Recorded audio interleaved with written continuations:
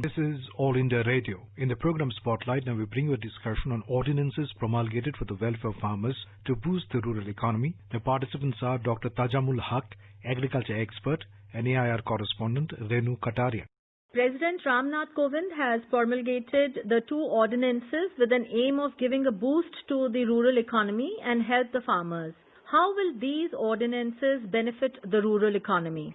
These ordinances be part of the broader agricultural marketing reforms that we have been talking about for the last several years, I should say. We started this process in 2003 when the first India government came under Vajpayee. Some measures were adopted by some of the state governments, but again there were some issues with regard to both of the APMC reforms, with regard to contract farming, with regard to abolition of Essential Commodities Act. So all these three aspects have been covered in three different ordinances recently. And this will immensely benefit the farmers for two reasons. One thing is that Indian farmers, I think the main problem they face is that of remunerative price. They want good price for whatever they produce. Many of the times the markets do not give them that kind of promises. Secondly, what happens is that although there are APMC good mandis, but then they have a monopoly, so they don't allow the private traders to operate in the neighborhood. So as a result, there is no proper competition between the private marketing arrangements and the APMCs. Often the APMCs themselves do not perform well, but at the same time they don't allow the private investment in the agriculture marketing field to take place. So I think this acted as a big constraint in the field of farmers having access to good market. They can get a competitive good price for their produce. This is one. Second thing is that because of the movement restrictions between state and sometimes within the state between districts. So this was crippling the marketing system as such. Now with this ordinance number 1, I think the inter-state and intra-state, that is within the state also, the trade barriers will be removed. Second thing is the agreement on price assurance and farm service ordinance. This is basically to see that the contract farming arrangements which we started, in fact many of the states already have a law regarding contract farming, which they allow contract farming.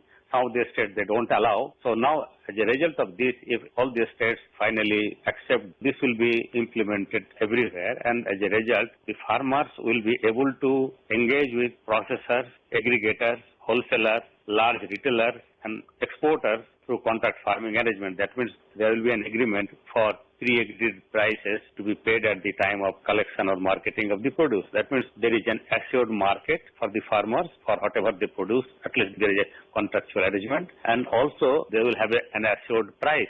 And in some cases, or in most cases I should say, when this kind of arrangement takes place, there will also be a quality control by whosoever comes into contact with the farmers, whether it is aggregators or processors or exporters, because they have to find good market for whatever they are collecting from the farmers. So the quality assurance is there, price assurance is there, the marketing assurance is there. And as a result, two things happen. One thing is that the processors will not suffer because of the lack of supply of agricultural raw materials, because they will have it as per contract arrangement with the farmers, whatever quantity come into contract agreements. Second thing is that there also be some kind of stability in the price situation, so that whatever producing, what price they will get, the farmers, and also the processors or the retailers or the exporters, they will know beforehand what is going to be the price and the cost of collecting raw materials. So they will know proper framework of the whole business they will be doing. So they will be able to export on continuing basis. They will be able to process things on continuing basis. And also one reason why our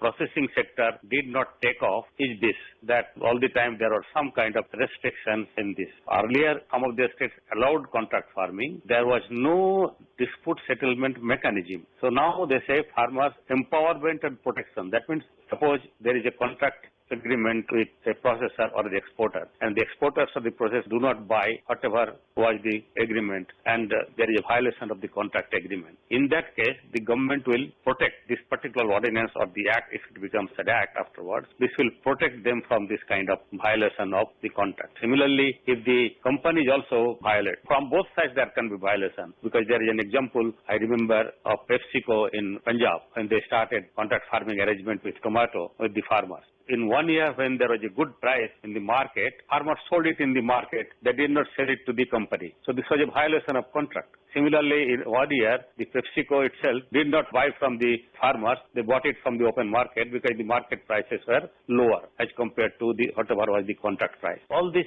things now will be addressed in this new ordinance or the new act when it comes into being. Third thing is that there is an amendment to Essential Commodities Act. Essential Commodities Act initially started, there was scarcity of most of the agricultural commodities in those days, whether it is rice, wheat or stock of any commodities for that matter. Now India is self-sufficient in the production of most of the commodities. Even in fruits, vegetables, milk, in all these areas now we have produced plenty of these things. You will be happy to know that produced nearly 295 million tons of food grains going to be this year. And also we produce nearly 23 to 24 million tons of pulses.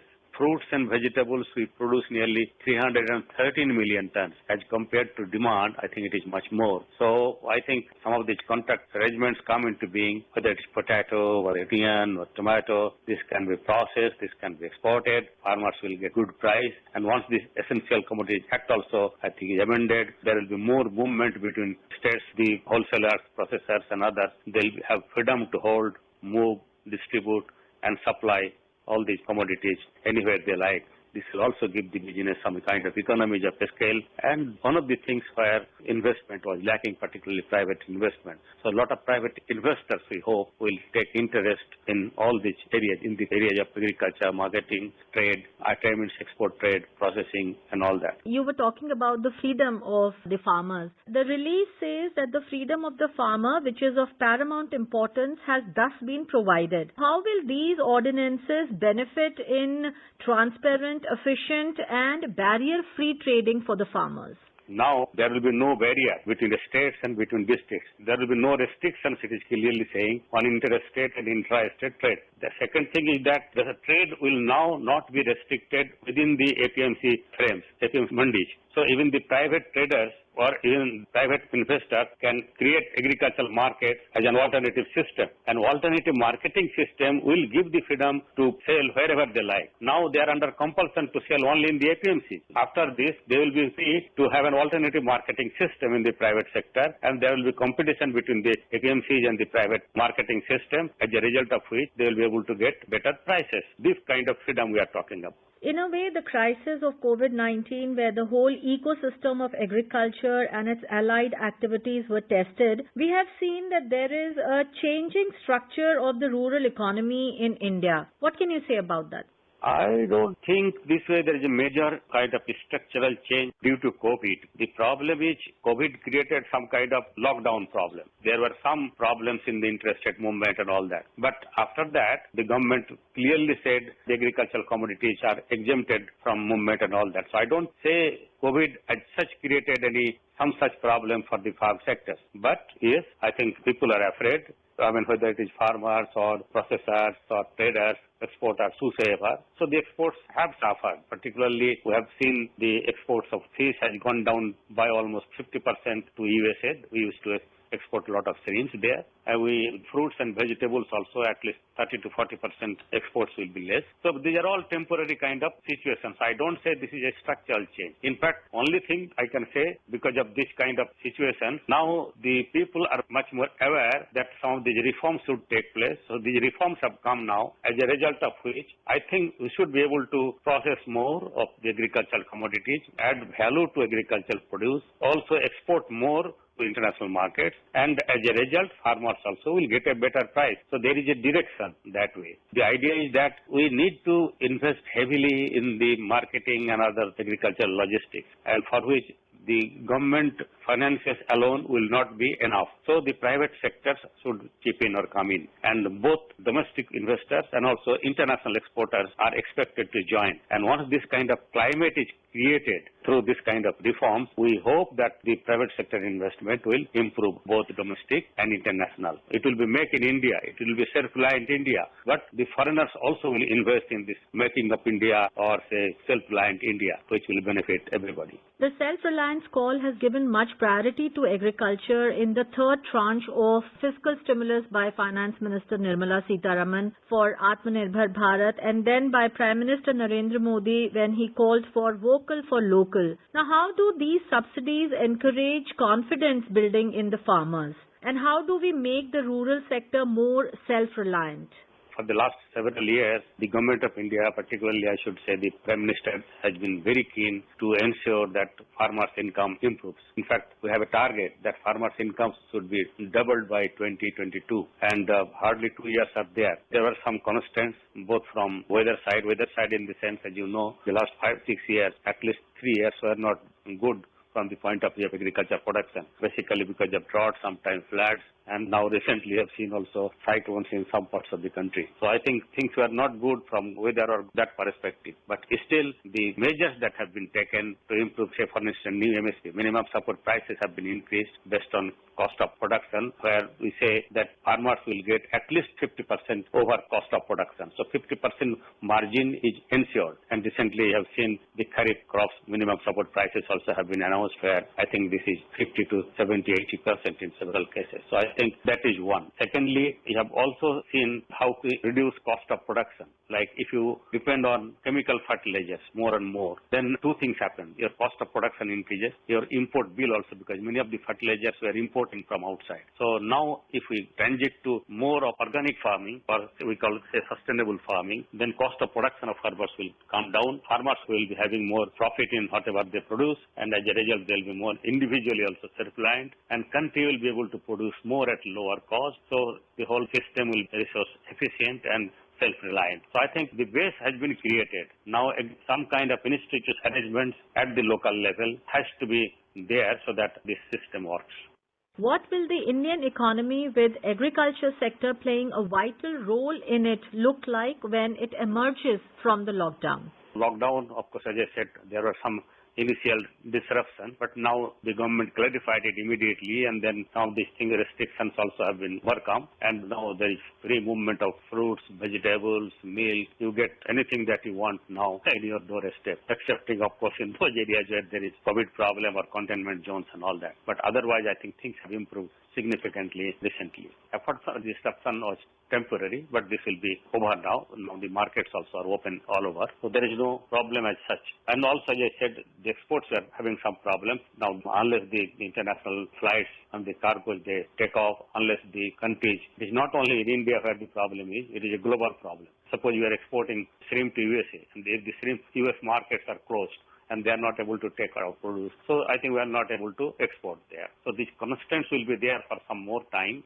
Nobody can say when, but at least in the coming months, at least things should be better that way. But with the kind of infrastructure that we have created, with the kind of policy environment that we are going to create, I am sure the agriculture sector will recover, not only recover soon, I think we'll have a faster growth, and also farmers will have higher income. Recent years have seen rural markets emerging as an important growth engine in the India consumption story. How does India's population living in rural areas present a significant market opportunity? If we talk of the industrial sector, the manufacturing sector or the service sector, for the last few years, I think the growth has slackened or slowed down. One of the main reasons was the demand contraction. And demand contraction comes when your income is not there. So the growth of rural income will be a major factor in reviving the manufacturing sector and also the service sector. Of course, in the supply side where these manufacturing industries, particularly the MSMEs and the service sectors, they themselves invest more, they become more efficient, they use new technologies to reduce cost of production. They also find new markets as a result of the reforms that the government is thinking, and also global access, demand. But internally, India is a large country and most of our people live in rural areas. So if their income improves, the demand for manufacturing goods and services also will improve. And as a result, there will be overall revival in the economy. So much of our hope depends on what we do for the agriculture and rural sector. If farmers prosper, the economy will prosper. When you talk of self-reliant Bharat, Bharat basically lives in rural areas with the farmers. If their income improves, I think Bharat will prosper. As I said, through the accelerated growth of both manufacturing and the service sectors. Thank you for being with us. Thank you, Renuji. You were listening to a discussion on ordinances promulgated for the welfare of farmers to boost the rural economy. The participants were Dr. Tajamul Haq, agriculture expert, and AIR correspondent Renu Kataria. This program was produced and presented by the News Services Division of All India Radio. You can listen to it on our mobile app News on AIR. This program is also available on our website newsonair.com. You may email your opinion about this program at airnsdtalks@gmail.com.